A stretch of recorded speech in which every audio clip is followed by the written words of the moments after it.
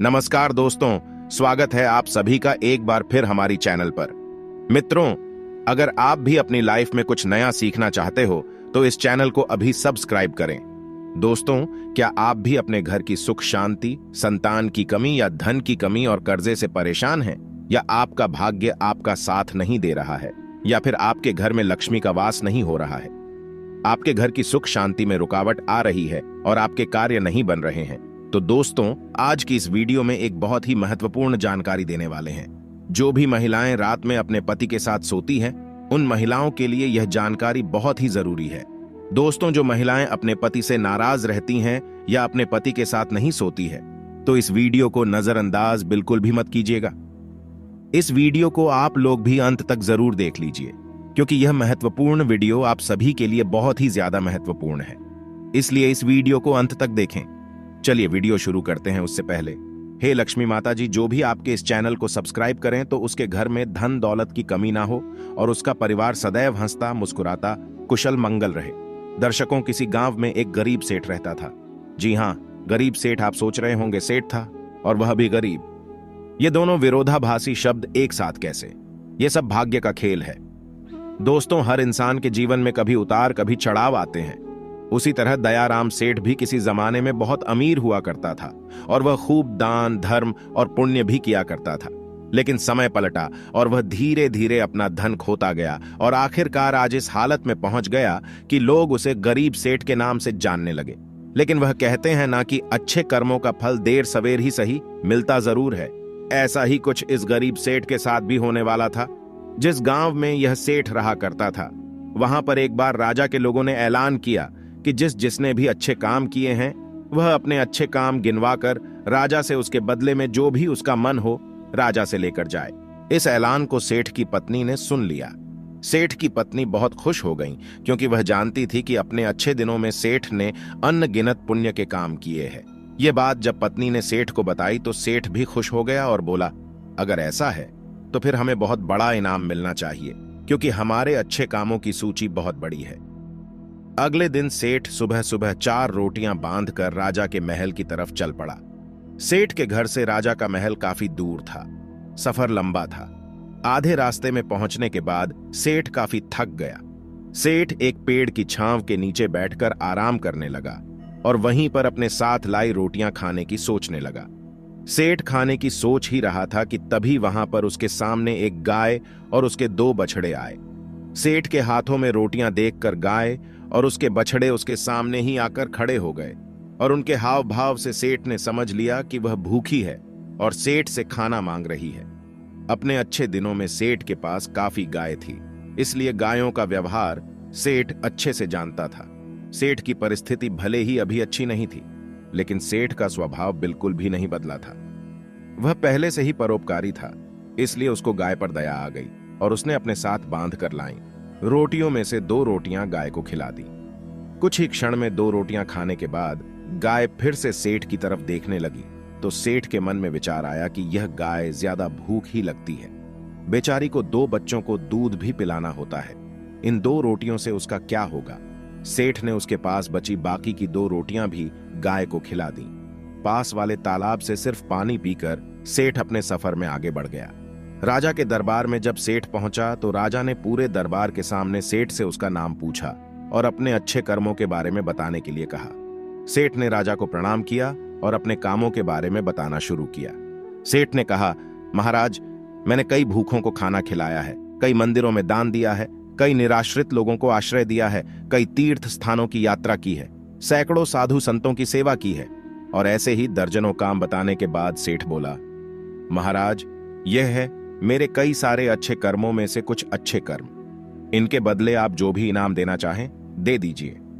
थोड़ी देर सोचने के बाद राजा बोला, अगर तुम्हारे कुछ और अच्छे कर्म है तो वह बताओ, क्योंकि अब तक तुमने जो मुझे बताए हैं उन्हें मैं अच्छे कर्म की श्रेणी में नहीं गिनता।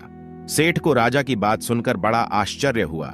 सेठ ने राजा को हाथ जोड़कर कहा, अगर आपको मेरे बताए यह कर्म अच्छे कर्म नहीं लगते या पुण्य कर्म नहीं लगते तो मेरा बाकी के कर्मों का उल्लेख करना फिजूल होगा।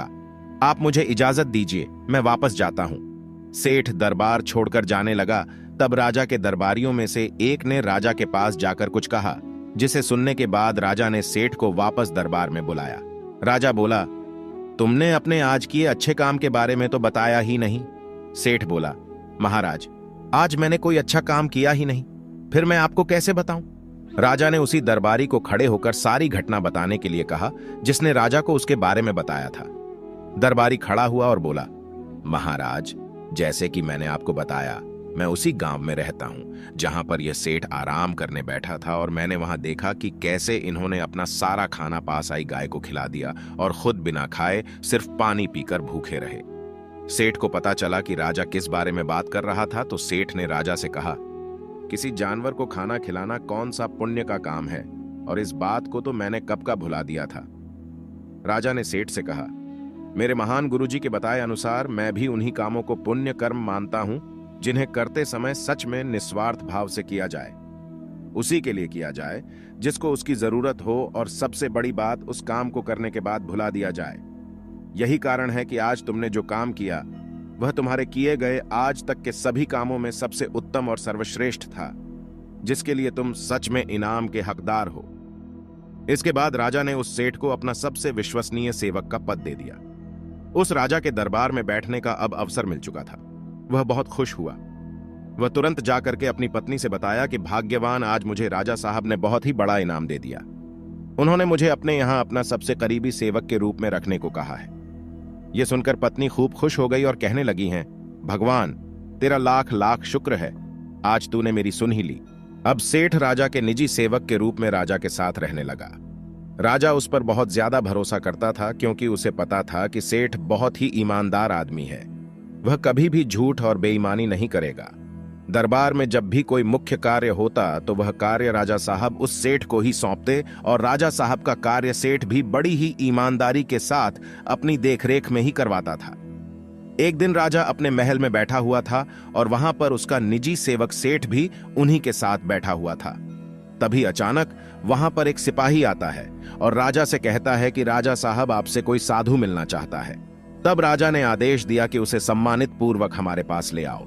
सिपाही बाहर जाता है और साधु को अपने साथ सम्मान पूर्वक अंदर लेकर आता है। राजा उसे साधु को बड़े सम्मान पूर्वक अपने महल में रखता है और उसे भोजन, पानी आदि करवाता है। इससे साधु राजा साहब से बहुत खुश हो जाते हैं। उसके बाद साधु राजा साहब से कहते हैं कि हे राजन, मैं आपकी सेवा भाव को देखकर बहुत प्रसन्न हुआ, इसलिए मैं आपको एक छोटी सी सीख देना चाहता हूं, जिसे अपने जीवन में जरूर उतार लीजिएगा। उन्होंने कहा कि हर पुरुष को सदैव इस बात का याद रखना चाहिए कि हमेशा किसी भी पुरुष को अपनी पत्नी से बहुत अच्छे संबंध रखने चाहिए, और यदि कभी पति या पत्नी के बीच में कोई अनबन या कोई झगड़ा होता है तो उसे समय रहते जरूर सुलझा लेना चाहिए, क्योंकि पति पत्नी के आपसी कलह के कारण घर में गरीबी और दरिद्रता वास करने लगती है। इसलिए पति और पत्नी के बीच में स्नेह होना बहुत ही आवश्यक है। हर पुरुष को यह बात याद रखनी चाहिए कि कभी भी किसी भी पति को अपनी पत्नी से गुस्सा होकर दूर नहीं रहना चाहिए, क्योंकि इस प्रकार पत्नी के हृदय में बहुत बड़ा दुख पहुंचता है, और पत्नी घर की लक्ष्मी मानी जाती है, और यदि लक्ष्मी को ही दुख पहुंचेगा तो घर में धन दौलत की कमी आना शुरू हो जाएगी, घर में गरीबी आने लगेगी। हर पति और पत्नी को सदैव पास रहकर एक साथ ही सोना चाहिए, क्योंकि एक साथ सोने से घर में धन दौलत और बरकत बढ़ती है, क्योंकि इससे माता लक्ष्मी भी प्रसन्न होती है।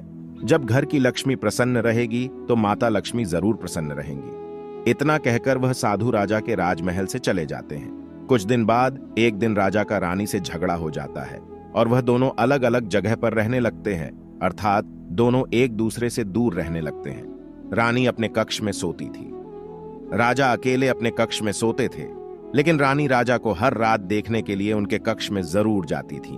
उन्हीं के महल में एक बहरूपिया भेष बदलकर सिपाही के रूप में रहता था, जो कि दूसरे दुश्मन राज्य का खुफिया दूत था। जब उसे पता चलता है कि राजा और रानी के बीच इस समय झगड़ा चल रहा है, तो वह इसका फायदा उठाने की कोशिश करता है और राजा को मारकर सारा राज्य हड़पने की कोशिश करता है। एक रात वह अपने कुछ साथियों के साथ राजा को मारने के लिए उसके कक्ष में जाने को तैयार होता है, क्योंकि राजा अपने कक्ष में अकेला सोया हुआ था। उनके साथ उनकी रानी साहिबा भी नहीं थी। वह खुफिया दुश्मन दूत राजा साहब के कमरे में घुसा, और तभी उधर से रानी राजा को रात में देखने के लिए उनके कमरे की ओर आ रही थी। जैसे ही उन्होंने देखा कि कोई उन्हें मारने के लिए उनके कमरे में जा रहा है, तभी रानी ने पीछे से कुछ सिपाहियों को भेजकर उसे पकड़वा लेती है। सुबह जब राजा को यह सब कारनामा पता चलता है, तब वह रानी का लाख लाख धन्यवाद देता है और उसे उस साधु की बात याद आती है कि उसने कहा था, सदैव पति पत्नी को आपस में मिलजुल कर एक साथ रहना चाहिए, क्योंकि इससे घर में धन दौलत की बरकत होती है और सभी का भाग्य अच्छा बना रहता है। यदि सही वक्त पर रानी उसको अगर ना पकड़ पाती तो शायद मेरा धन दौलत और प्राण सब कुछ दूर हो जाता। सच ही कहा जाता है कि घर की महिला स्वयं लक्ष्मी होती है और लक्ष्मी को हमेशा खुश रखना चाहिए, और यदि कोई पति अपनी पत्नी के साथ सोता है तो पत्नी हमेशा खुश रहती है और घर में सुख शांति धन दौलत की बरकत होने लगती है। दोस्तों, अगर आपको ये जानकारी अच्छी लगी तो वीडियो को लाइक और चैनल को सब्सक्राइब करना ना भूले। फिर मिलते हैं कुछ नई जानकारी के साथ, तब तक के लिए हर हर महादेव।